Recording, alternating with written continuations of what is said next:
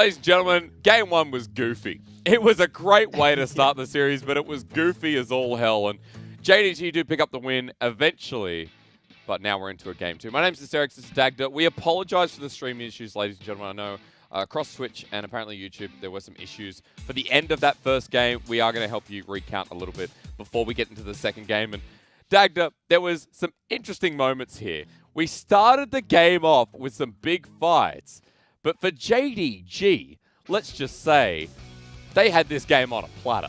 They had it looking so damn good. They then had that fight at Baron, which went completely skew ways.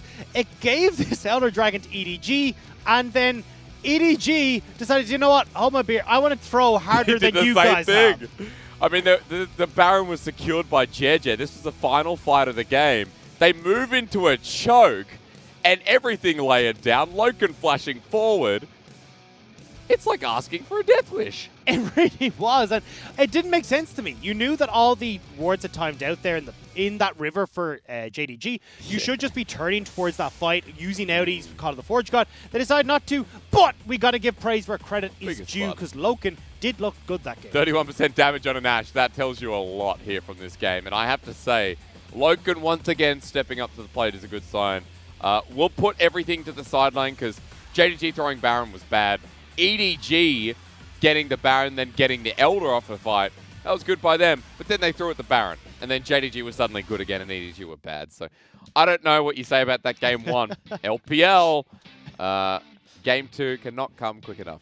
Yeah, I mean, look, we'll see exactly how game number two is going to turn out. But, I mean, looking at JDG, they went towards this mid-game composition, and they were able to find these early leads, force that objective pretty hard. They looked good in the early game. They did, and I mean, they looked good for a large portion of that game. So even though we cast out over some of those later game calls, we still got to be like, look, these guys look somewhat good. Well, Zoom had a much better game as well, I will say overall. It is good to see, but EDG, what's on your mind? How tilted are you after that? Because honestly, I would literally be at a 90-degree angle playing League of Legends into this game too if I was on Edward Gaming. I'd kind of be there with you, to be honest, because that was a series that, or at least a game that they definitely should have won, especially after how big that throw was from JDG. But look, at the end of the day, the universe writes itself, yin and yang. We find ourselves with JDG one up in the series. Looking at very similar bans coming through. Once again, Graves, Nidalee, Varus gone off the board for EDG. JDG on this blue side, once again, with the Twisted Fate, Syndra, Callista gone, will opt towards the Volibear in the top lane. Coma has the belt. I'm sure Clearlove has the whip. Let's hope he pulled it out for this second game, because JDG have once more prioritized the Volibear at the cost of the Aphelios and the potential for that Lee Sin / Graves to come through. I think the Lee Sin comes in. Sorry, oh, actually, wow. Okay. Opting in towards the Trundle. Kanavi's going to be delighted to get his hands on towards this Lee Sin, if that's what he wants to go towards. I think anyway, they still go towards an AD carry here as well. You can go towards the Ezreal if you like to, or the Ashe once again. Kanavi does like Kindred. Kanavi's Kindred, a different vein. Oh, don't even. Kanavi! He's not going to. Well, hang on. This was played in the Challenger series in OC. God damn, that was so close. I was perusing back in my old region, and actually in the Challenger series, a shout out to, I believe they're on QUT, a university team, actually played Shaco in a competitive game, which, but the Kindred was looked at, and double AD carry already set up for JDG in game two. And this works super well against JJ, because he's on this Trundle. He wants to be able to, you know, have at least a nice time around objectives, but Kindred's able to play nice and far back. She's got some great tools to work against Trundle. So the jungle matchup heavily favored over in Kanavi's side. You've still got Ashe, who should be able to control this bottom lane as well. And if Audi's going to go towards this Ornn once again, well, Zoom will win out in that top lane. So Kanavi has this open season where he can go in and try and steal away some of these marks in the early game. Just rinse and repeating. Essentially the same feel of draft. Lumao's heads in the X. He's like, whatever. And Bard's going to be banned here as well on top of the Brom. Get ready. Lumao's Brom in game one. Also MVP worthy. And it is that combo that we talked about, though, with Ashe coming back into meta. Brom will start to slide into a support that works super well with it, because you've got slows on stuns, especially when on good Ornn's things S all tier, around. right? Exactly. So it makes sense. We'll not see that Braum, though. We'll more than likely see. Oh, so the Lumao Bard is open if they want to go for it. Let's see. I actually really like it. It screws with the Felios so well because you don't have a huge amount of ways to get around it. The likes of the cleanse don't really matter, and you can set up incredibly well for these brawls where you can enable Zoom to get in on right on top of the Felios and work really well. Mid counterpick was the option last time here for EDG. Same to do again. Mako's Leona had some moments, but will you pick Bard into the Leona? That's the thing. If you're going to go towards Leona, Bard becomes a little bit more difficult to work with. It oftentimes gets paired with something more so like the Ezreal, where you can kind of have Ezreal make this lane non-interactive and Bard goes for the roams. But with Leona, it's too easy for the engage to come through from both the Aphelios and the Leona. But it's like, do you care enough, right? Yagao picking LeBlanc wouldn't be a surprise. It is by far his best champion, and Toothpaste himself is going to show us it again in Game 2. And it's this very similar comp to what we saw in the last game now for JDG. The only thing right now that we're seeing mixed up is going to be that Bard in the bottom lane and going to be that jungle Kindred as well. You know what? People won't die if done right here from JDG. Look, I think what JDG have opted for here is amazing because you get this nice early game pressure that can come through with the Ashe, with your Kindred, with your LeBlanc as well. But oftentimes, especially if you're going to go towards this Galio, the scaling option that you want to opt for in ADG is through that Aphelios and Orange setting them up for success.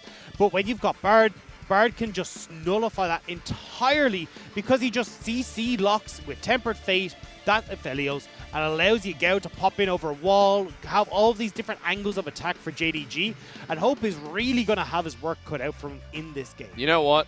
Really different comp from EDG. It's the exact same. I know. I mean, I don't know. Dude, how different is this? I mean, yeah, there's a heal instead of a cleanse on Aphelios. See? Okay, all right.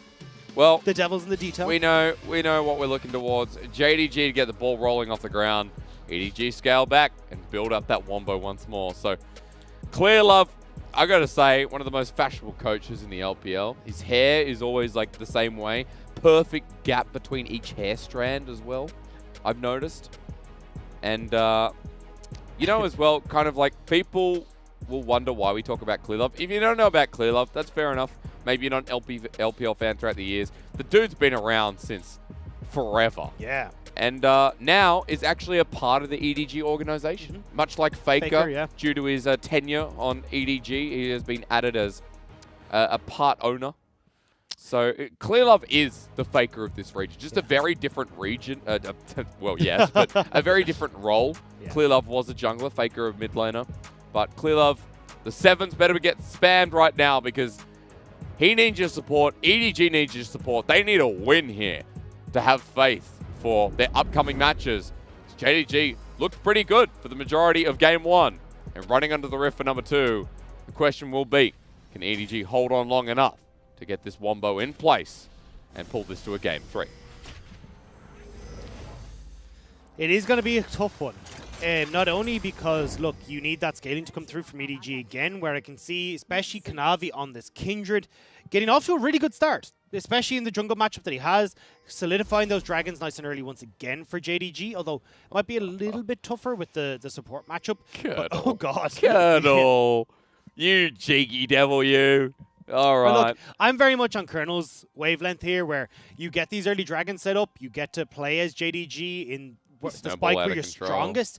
And even if you do manage to stumble a couple of times and get towards late game, where Hope has taken on this new form on Aphelios, you still have so much CC and so many ways of dealing with them, with the Tempered Fate, the Exhaust, the invulnerability that Kanavi offers as well. It just becomes hard to do Hope or Aphelios things as Hope. Look, Dagda, I will just say, the guy makes a mean wing, right? That batter is irresistible. But do I trust him with League of Legends? A lot of the time, no. I think the Colonel is biased towards a team that has red in it. And JDG, they're all red. You know what? So JDG. No, but hang on. EDG, this team mainly, the logo is black and white. Right? They are wearing red shirts, I know what you mean. But JDG has red in the logo as well, in the little devil. And red is the color of KFC. So But technically, EDG have a full red jersey, I don't whereas care. JD have black on the arms, and I don't red. care. I'm I don't right. know. I don't know. I'm looking at the I don't logos know. behind me. Look, your logic Look is a at little bit off EDG's for me. logo. They can't see it, but look at it. Black and white. Where's JDG? Red, white, devil. No, that's the end of the conversation. Also, I'm done here.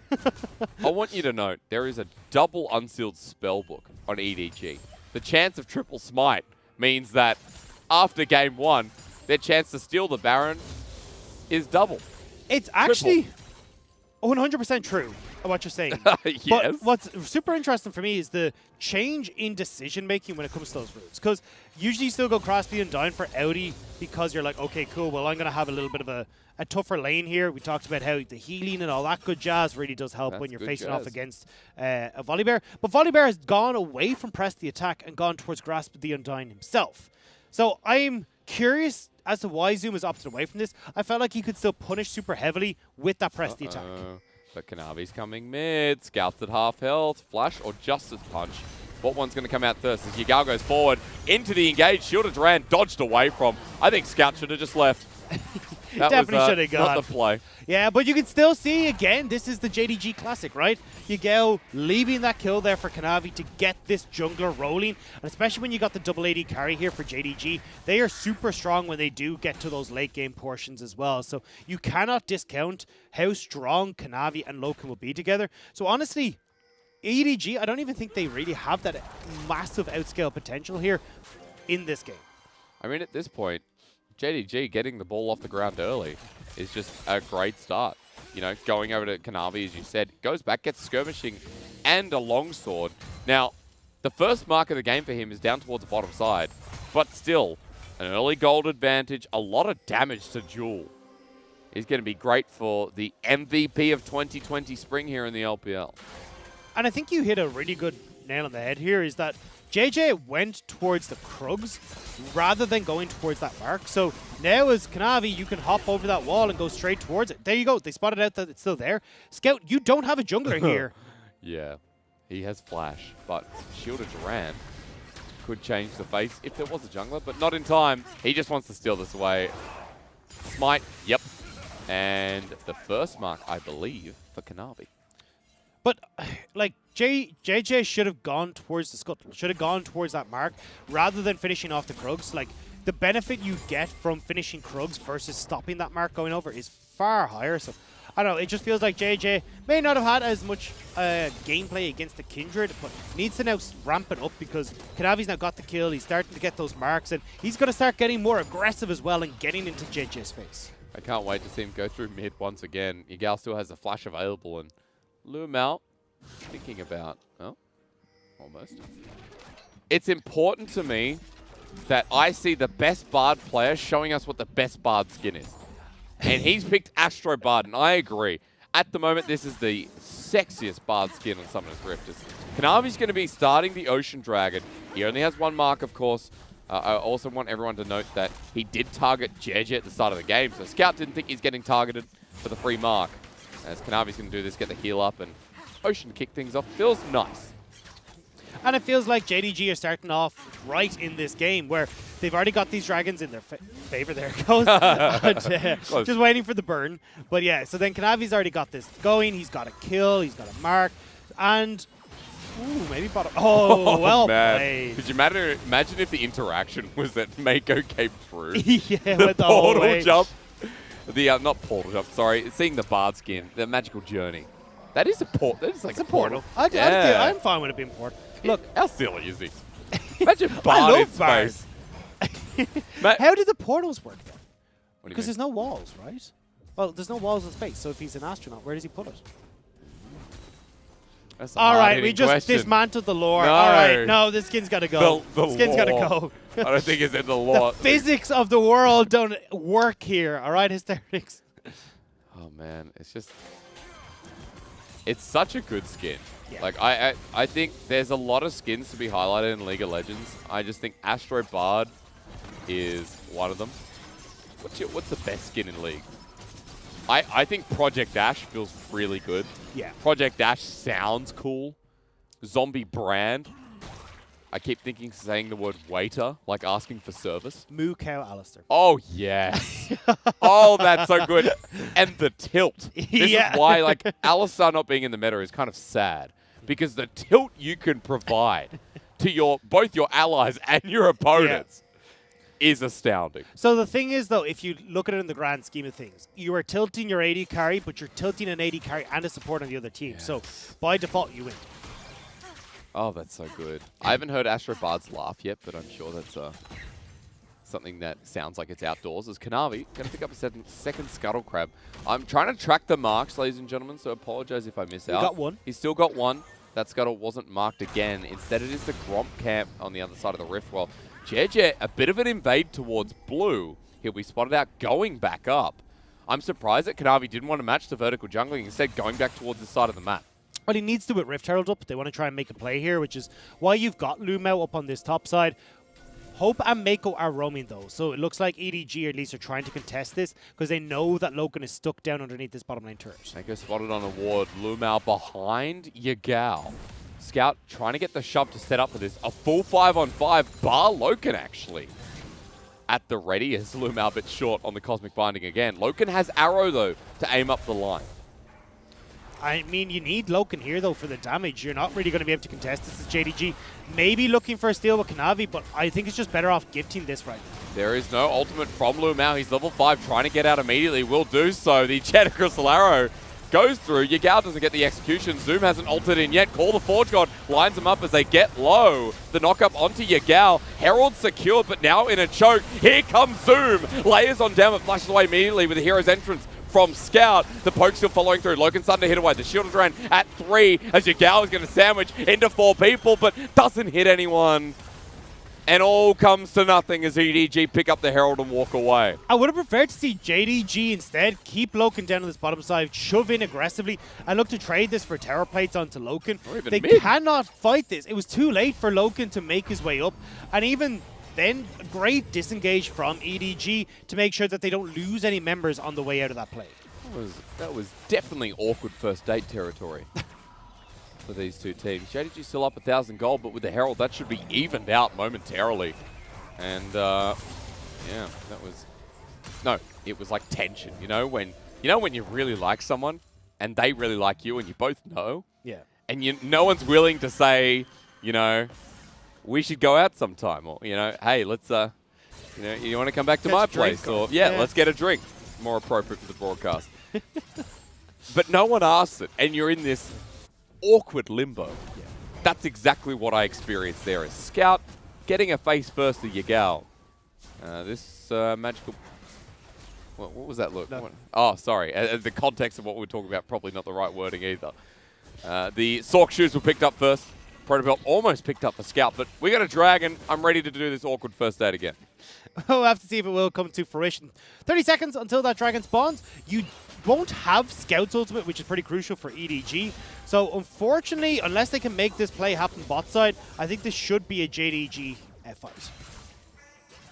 At least Lumao will have the tempered fate. She's going to be spotted out. Cosmic Binding. Kanavi over the wall. Just jumps on in. Wow.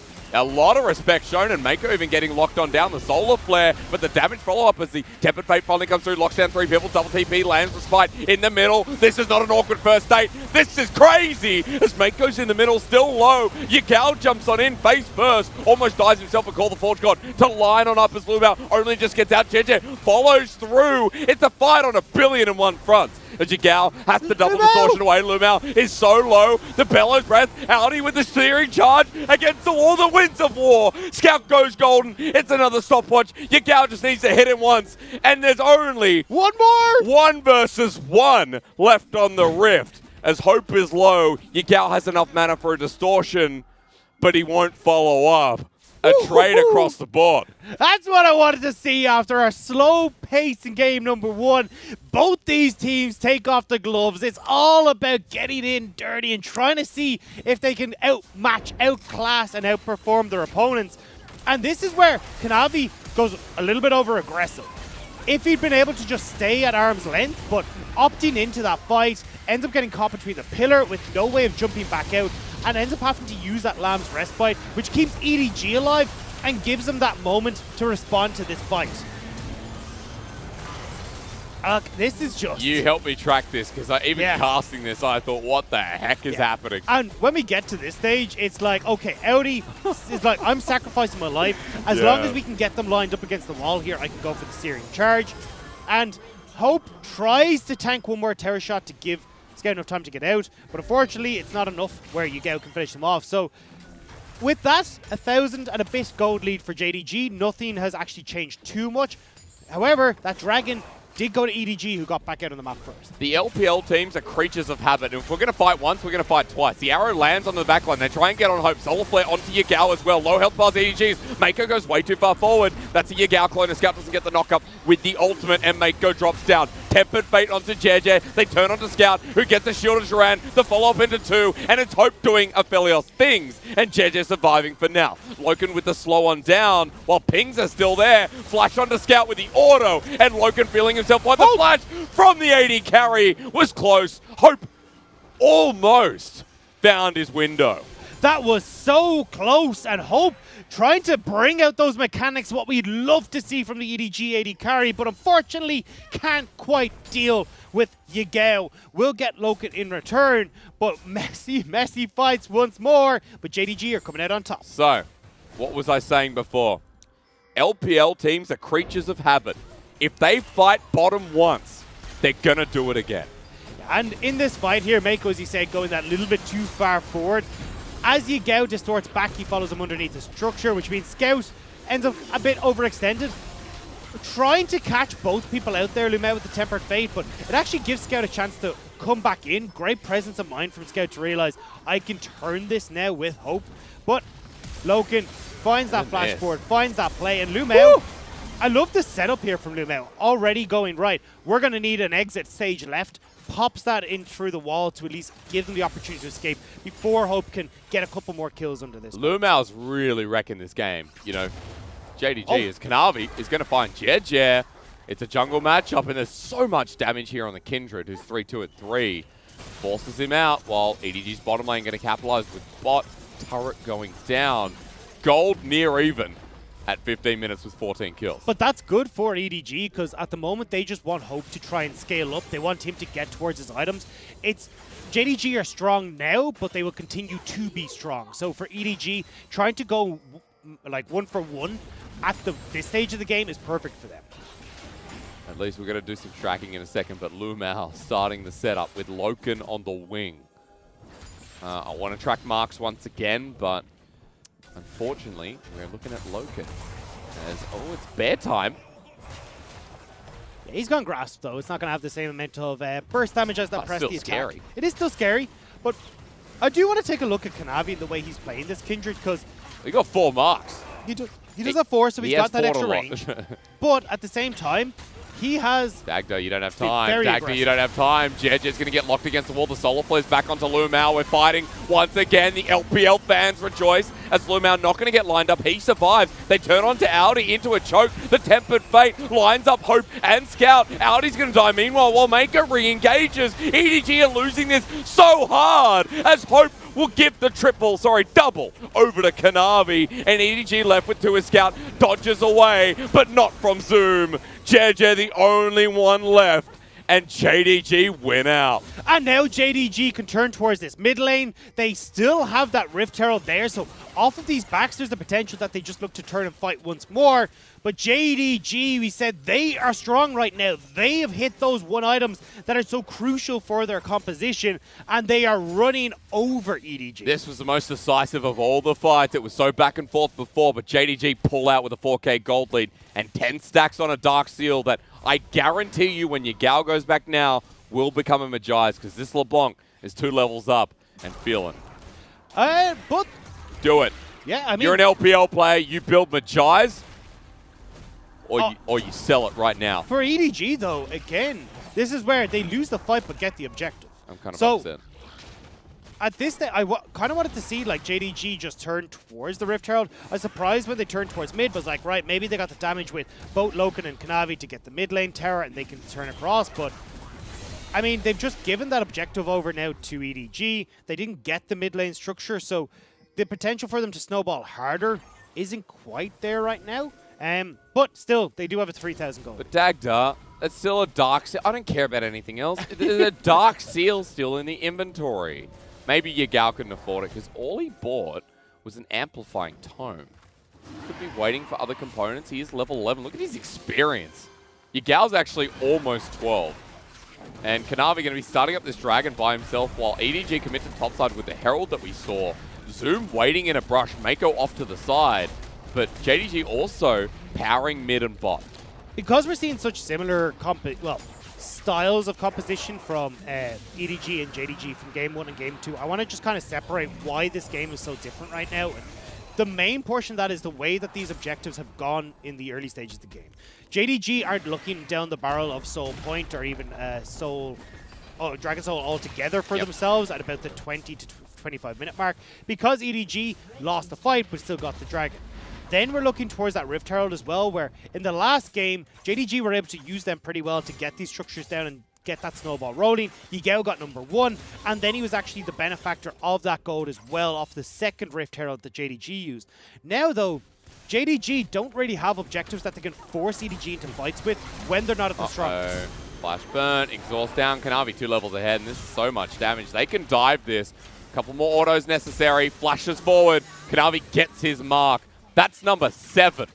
Kanavi's massive. Yeah, he's 6'2" and 5. He is huge. And we'll be able to answer open this top lane turret.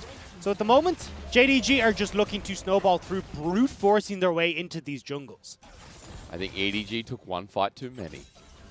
That's going to be the face of regret, I'm sure. As JDG marked the way ahead, 5,000 gold. Baron coming up, Yagao off in the side lane. He has an Oblivion Orb. But you know what would really make it perfect, Dagda? Something Soul Stealer? Yeah, well said. Let's wait. Yagao backing again. Every time. Oh. See, if it was Knight, Majai's first buy. If it was Duanby, Majai. If it was Rookie, Dagda, would you ask the question? No, I wouldn't need to. You wouldn't need to. But Yagao, you're meant to be a top 3, top 4 mid laner. You buy Majai's. Look, I think he's probably making the correct call, honestly. I know it's not the fan favorite call. No, it's not correct either, but continue. The thing is, you are jumping into the likes of Mako, you're jumping into the likes of Scout, who has clarity, just used it, which is kind of hilarious. No longer a summoner spell that you can actually use, but... Well, Kindred. Yeah. But the thing is, because you're jumping into a bunch of CC and so many options for them to burst you down if you do make a misstep if you go, investing all that gold into something that can very quickly deteriorate in the next coming fights doesn't quite make the best of choices, but it's still the one that would be the more confident play, I would say. Just not going to be happy either way. I'll leave it for now. JDG push mid, double 80 carry. They do these turrets pretty damn quick at this point, and Zoom's always in a flanking position, having that ultimate. JDG have taken everything here. This is clear control of Summoner's Rift at 20 minutes into the game. The Mountain Salt Point on the horizon. Everyone has their bounty. That's a carry. The tanks and the Bard sitting 1-1 and 5, 0-1 and 10. Almost 100% kill participation for Lumao. Again, he's had a really good game. And the Colonel returns in the nick of time when we have doubts about who's going to win. He says, just if you didn't know, 96% sure. Well, this is why we were talking about, look, JDG still scale relatively good. I mean, pretty damn good, honestly, against EDG as well, because of the double 80 carry. As well, the way I'm talking about the scale towards the items where he can be super strong, but it does become very difficult for EDG to combat against JDG. As you talked about, Lamb's Respite makes it very difficult to finish off low health bar members. Also, the Tempered Fate from Lumao is so damn good against this Aphelios 2, which is the main source of damage for EDG. So I think EDG as a whole are going to struggle throughout these fights, even when they get to the stage where Aphelios is strong. It's just it becomes at least a point of conversation when it gets to those 3 items. Well, for the very meantime, we're just going to watch JDG dominance across the map. Yagao can't be matched by Scout, who has built-in MR. And it's probably going to have to go for some more MR at this point. Dragon up in 45 seconds. Kanavi just looking across for any resource he can take. He's already up 50 CS over his counterpart in JJ. 2 levels there as well. That is going to be... Is that a Quinsus? No. What's coming up? Blade of the Rune King, sorry. I'm sorry. You've been playing too much TFT. Dude, I have not. I've played one game. I've been playing a lot of Orianna, actually. True, actually. A lot of my namesake. Not my namesake. God, that was the most embarrassing I was like, thing hang on, I know you got a tattoo of her, but did you change your name to Orianna at some point? My middle name is Orianna. Ah, makes sense, makes sense. Yeah. It's so, yeah, anyway, I'll leave it there before I embarrass myself anymore. Dragon's up in 5 seconds. Let's head towards it. Morello picked up second for Yagal. Still upsetty spaghetti, but he'll be coming back out to Summoner's Rift still a lot stronger than he was a few moments ago. As no contest here. EDG have backed away, playing epically safe. And are waiting for this game to be at a state where maybe JDG do Baron. Maybe that's the throw. Well, potentially, but hopefully JDG have learned that potentially. They can. Yeah. It's not even a they shouldn't, it's a potentially. Potentially, definitely maybe a factor here, but I think you got a lot of pick potential with JDG where if you try to opt into these fights as EDG, or at least trying to get this vision control back as EDG in your topside jungle, like between a Tempered Fade, Enchanted Crystal Arrows, and even Yagao's burst potential right now is 3, 0, and 8, 2 levels above a lot of the people on EDG. He can just one-shot folks. So I think it becomes a little bit difficult for EDG to operate in and around this pit, especially when JDG are searching for the bottom top. Audi's just paying the respect to Zoom as well. I mean, at this point, EDG, their options limited, but every objective that comes up, we'll see what they want to do. 4 minutes till the soul secured with a mountain on this volley bear. And heading towards Baron, trying to clear out some vision. Mako has to be careful he doesn't step out of line. The Wolf is just going to stay there and tickle for a little bit. I mean, this series to me, although it's been messy in Game 1, Game 2 has been so much fun. I have to say, are JDG back? They're on a trend to becoming back. I think they're on a trend to ramping up to playoffs. Because the expectation is that JDG are a top 3 team. However, the first half of the split, they have not been acting like one. And it is kind of nuts to see the difference where, like, when Zoom came back in, they just went on this tear. Undefeated with Zoom across multiple different series. And then we were kind of like, okay, cool, well, we're going to hit towards playoffs. They do end up having a few stumbling blocks against, like, top esports, but still take that spring split finals. And I was like, okay, cool. Well, look, I'm set to have JDG come into summer and just tear through everyone once again. But it's been a very different story. And we're starting to see inklings of it, as you said, but definitely not as confident in the ability of JDG to perform in the same way they have. This game, though, Kanavi looking good on his Kindred, going back towards what has been the original spring style of JDG, playing through Kanavi, setting him up for success, gifting over kills in those early stages. He's looking pretty good. He's got his third item. Blade of the Rune King was just completed. We're watching Zoom kill the bottom lane turret with his 2 items of Trinity and Death Dance. I was going to touch on that with how I think if we didn't have MSC, we'd still expect JDG to be the #1 team. MSC gave us a bit of an insight to how good top esports are now. And that's why all the casters just put top esports #1. It was everyone, wasn't it? I believe so. I definitely have anyway. And I know yourself I know Lyric did. Yeah, so I hope I'm not misrepresenting him. I think he is V5 top. Oh, that's true. He had V5 first, and then second and third didn't matter because he kind of wrote V5 a couple of times. He just said, like, first was V, second was I, third was C. Yeah, I got you. I put V5 16th, and I'm still embarrassed. I think most of us did. To be honest, like, I didn't expect Victory 5 to look as good coming in. I mean, it's a bunch of rookies. It's BuBu who didn't look good on Sunny. And it's kind of crazy how, like, the players came through. But more importantly, in relevance to this series, they look better than JDG in their heights as Audi has to flash away. JDG, some of their games, this split, V5 have looked better. So it's kind of interesting the dynamic that's shifted. How JDG have been trying to rise back up to form as the best team in the LPL, being overshadowed by top esports firmly right now and some other teams. But this is a firm start. EDG are meant to be in the top 8 themselves, and this series they've shown us that they've got a lot of work to do. Down 9,000 gold in the second game, 26 minutes in. We got the Mountain Soul coming up in 50 seconds, and things have been quiet, bar that flash from Audi. We're now going to ramp up and see if EDG are willing to give this one away. Hysterics, you're going to be happy, though. Oh, he's got a Magi's. He's done it. He's got it. Thank you so much. He knew this fight was coming up, and he thought he would end on about 1,000,000,001 stacks. Well, best way to do that is to kill 1,000,000,001 people, so we'll have to see if he can get at least 5 on EDG's side.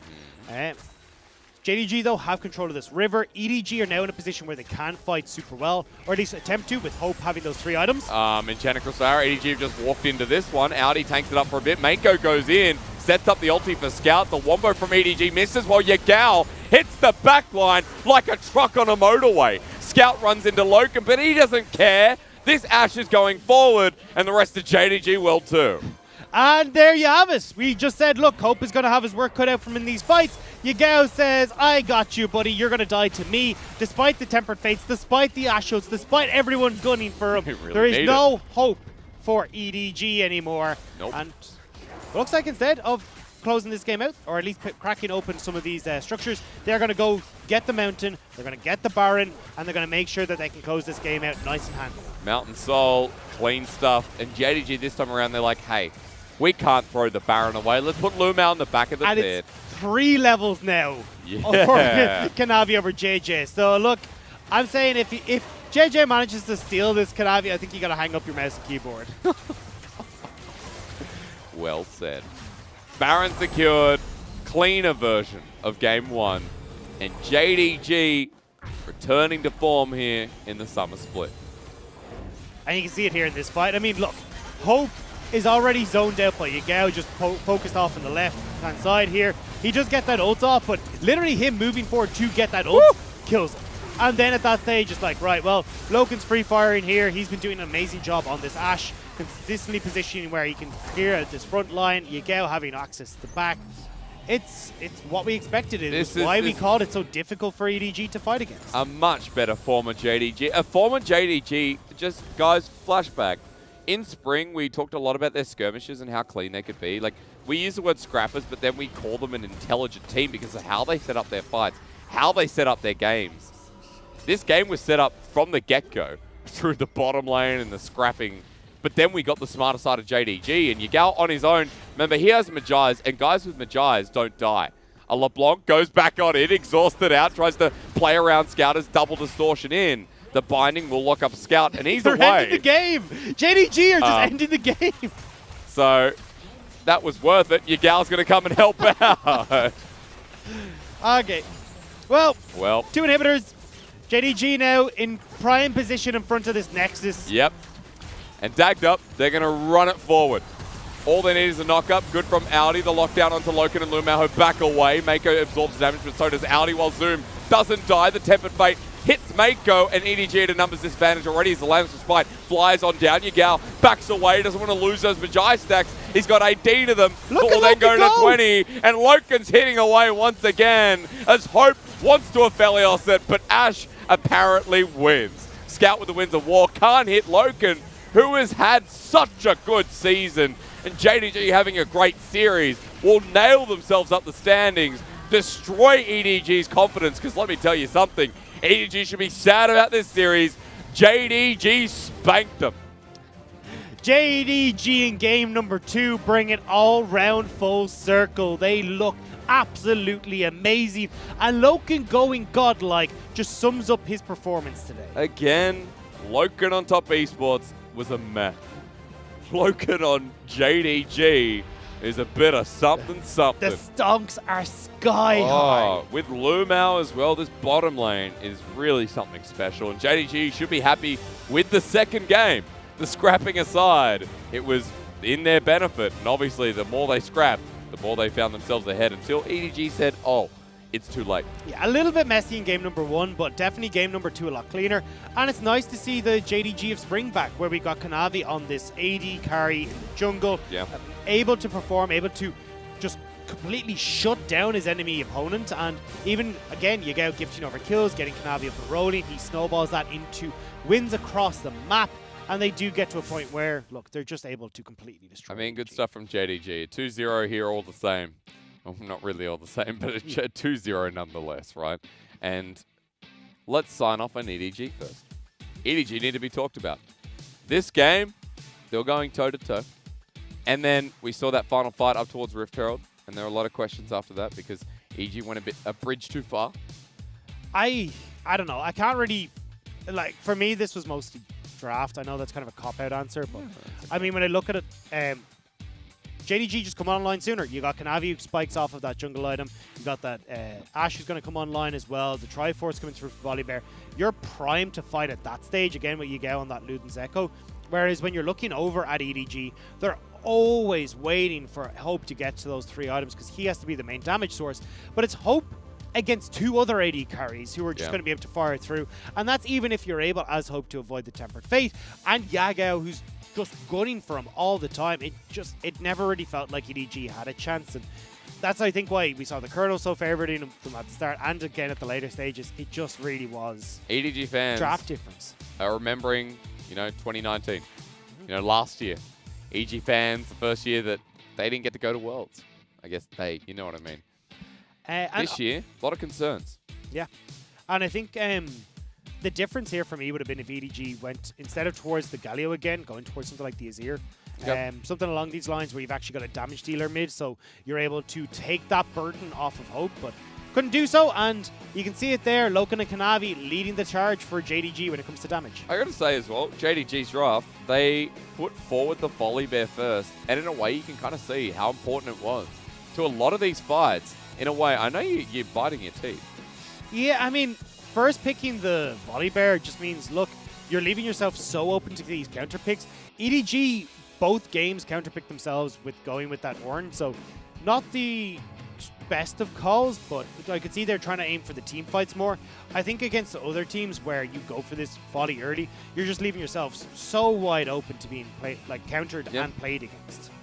I will say at least giving you Gal LeBlanc is something that a lot of teams have gone against. That one should never be given. Yagal's LeBlanc is best champion over years that he's been in the LPL, and it's been 3 years now, 2017 summer that he joined on the side of JDG. He's franchise player alongside Zoom. Actually, sorry, Lumao. Lumao, also franchise player. I think he's got an extra split on them. Does he? Yes. Yeah, because he played. Zoom and Gal have only have played together since joining the LPL. That's for sure. And then the JDG roster that had Doumbé on it also had Clit on it from QG Reapers. And it had Lumao. Did it have Lumao? Yeah. Because the bottom lane was also Loken-ish. Yeah, because that's why it's Loken and Lumao back together. No. The first split wasn't Loken. Loken joined the LPL. Anyway, there's a lot. Before I'll go down the rabbit hole. Yeah. Oh, there's so many. This is the crazy thing with our region is 17 teams with a really rich history. Like League of Legends in China has been around since 2011. Orgs like IG, WE, and WE 2011, back when it was TGA, and then LPL joins in 2013. We got a lot more orgs. EDG in 2015. JDG is a young organization here in the LPL, and they've already found success. So, anyway, it's interesting. Tonight's been an interesting night. I will say, JDG returning to form somewhat is good. Kanavi, you were right to put the spotlight on him. Very crucial in both games, bar the Baron miss in game 1. Yeah, I think that was kind of a blunder as shot calling as a whole to kind of go into that situation. But still, I think when we do look at JDG, bar that throw, it definitely looks like early game is strong.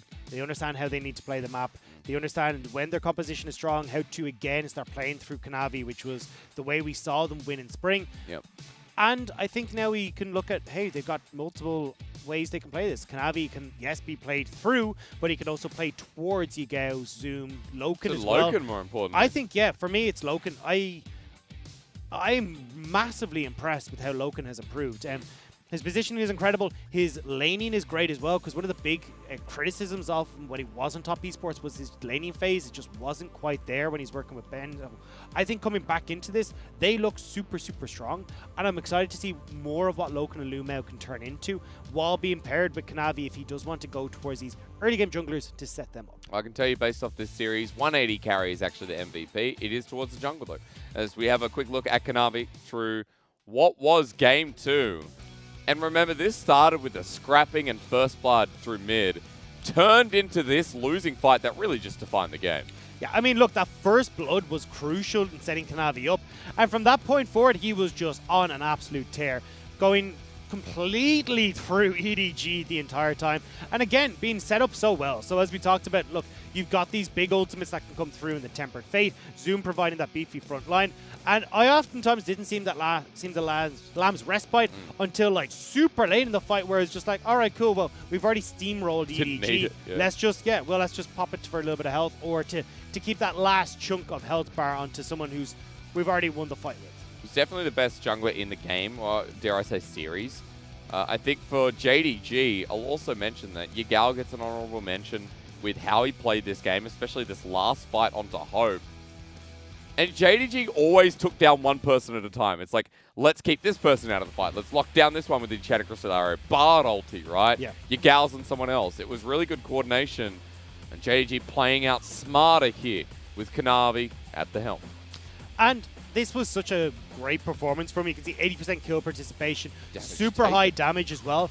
And it finally does feel like we're getting, as we said, back to Kanavi being that carry jungler. Because it was funny looking at his stats coming into today, because some of them were like, he was actually behind on CS in certain situations, behind on gold in certain situations. But Kanavi, when we were looking in spring, had the highest CS differentiation at 15, had the highest gold differentiation at 15 as well. So I think now that we're starting to see Kanavi and that performance where he just destroyed JJ, well, maybe we get to see more of this. Hopefully. Kanavi's just always been a jungler who didn't get a fair go last year. I was saying this during the regular game, during a lot of regular season in spring and during this game as well, where Kanavi only played twice, I believe. He was on the side of JDG, went with Rift Rivals. That was when he was loaned out from Griffin. Yeah. And Kanavi didn't play over Flawless, because Flawless is who they wanted to run with. Previously Rogue Warriors jungler in 2018 on the roster of DMO that people expected to make Worlds. But on JDG, just didn't perform how everyone wanted him to perform. Came in spring, debuted as the starting jungler, has looked magnificent ever since, with a small portion taken out where Kanavi had some big misses, but now good to see him back. JDG is hype because they will be sitting, this is their 6th win, I believe. Yes. They were... They were 5-3. My paper normally has all yeah. this. Yeah. About 5-2, so 6-3. So yeah. Up there with the side of FPX, you know. Yeah, I think this puts them into that 3rd place spot. They're just sitting under V5. Under V5. JDG not as good as V5 yet. Have we seen JDG versus V5? We have not. So V5 have to verse JDG. That's actually going to be a lot of fun, considering how jungle matchup's going to be important. And then JDG have to verse... Top Esports. Top Esports have to verse V5. V5, Yeah. Because JDG have already versed Top Esports, and Top Esports slammed them. So there's now this weird progression through the rest of the split where we don't know exactly where JDG sit. We've seen them verse Top Esports, which is like, well, they're not first. Top Esports is still the best team. Yeah. But from there, what is their capacity? Well, that's the thing as well, because they've already lost against some of those teams. Top Esports, IG, another team that they've lost against as well. So now we're starting to go, okay, well... They beat IG. Where do they fall? Do they? I thought they lost. Maybe I'm wrong. Could be wrong. Either way, long I think night. still they have got some big differences that have to be fixed in how they approach those games versus top teams. Because this was against a wavering EDG who did lose to DMO, struggled against Rogue Warriors, and now coming into today's series, EDG didn't look very convincing. We still saw missteps from JDG. So I think overall, when we look towards those super top teams, I don't know what style or what flavor JDG we're going to get, and if they can carry that across the line. There's a lot of questions for this team, but still a win's a win over EDG at 2-0 to finish off the night. If you missed out on the night, as I scratch my eye, let me tell you what happened. DMO? I don't know. WE. It's the same as JDG in a sense. We've got a lot of questions for them. Win's a win, but where does this team end up? Well, I think, to be honest, a lot of positives taken from DMO as well in that series, where, again, they can have these strong early games that lead to victories. WE, though, bit of question marks, as you said.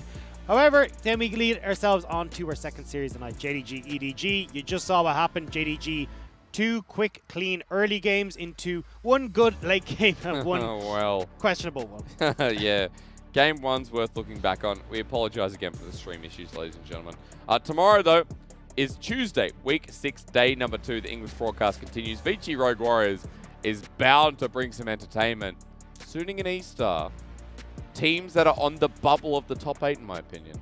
And I think that series, at least from my perspective of how Suning deal with E-Star, is going to figure out in my head where they can push up to, because I think Suning definitely one of the ones, more so than E-Star, who is pushing into that top row. You'd hope so, because I think at this point, like, Suning look a lot cleaner than E-Star do. Yeah. There are some issues with Suning, of course. There's a lot of issues with a lot of teams. Sometimes I'm negative, but I like to think I'm realistic about our bubble teams from being in the top 8. A lot of the time, it's just consistency, right? Like, a team like EDG could not make top 8 just because of games like this, where it's the inconsistencies that push them below. And that's what we saw in Spring. That's how close Spring was to both those, like, literally up until that very last day, we didn't know who our top 8 teams were, and we didn't know who was second, third, or fourth as well. So it really came down to that very last moment. And I think, again, with the way summer's panning out, we're going to be in a very similar spot. It's happened 3 splits in a row. Why wouldn't it happen this split? Big thank you to Dagda, our English production team. That's all for tonight. English broadcast will be with you tomorrow. We've been running straight since yesterday. Yeah. Did a TriCast, and then we did podcast. the podcast, and then today we're going to have a break, chill out, and we'll see you later in the week. It's bye for now, but not forever. Good night.